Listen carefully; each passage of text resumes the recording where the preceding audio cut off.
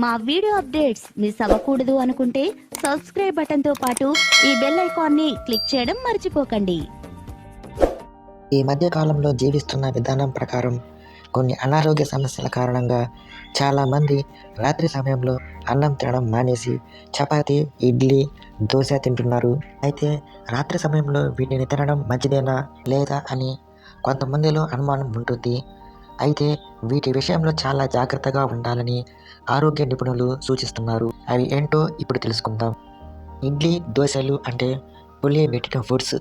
ఇవి జీర్ణశక్తికి మంచివే, కానీ వీటిని రాత్రి తీసుకోవటం మంచిదేనా లేదా అన్నది ఇప్పుడు తెలుసుకుందాం.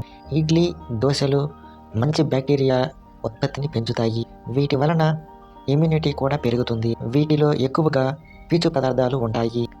అయితే ఉదయాన్నే వీటిని తీసుకోవడం మంచిది, కానీ రాత్రి తీసుకోవడం మాత్రం మంచిది కాదు. సాధారణంగా గర్భిణీలు, పాలిచ్చేవారు కూడా రాత్రుల్లో పులియబెట్టిన ఆహారాన్ని తీసుకోకూడదు. ఇక పెరుగు, పన్నీర్ లాంటి వాటికి కూడా దూరంగా ఉండాలి.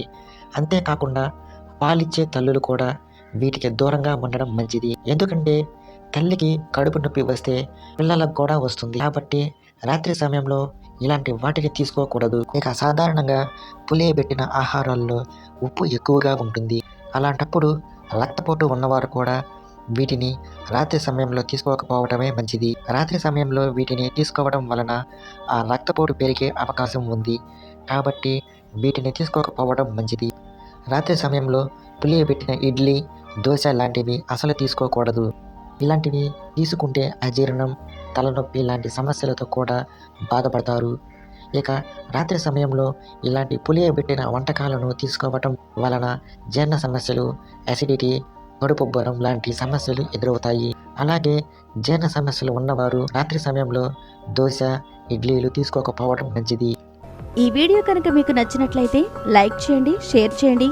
ఇలాంటి లేటెస్ట్ వీడియోస్ కోసం మా ఛానల్ని సబ్స్క్రైబ్ చేసుకోండి.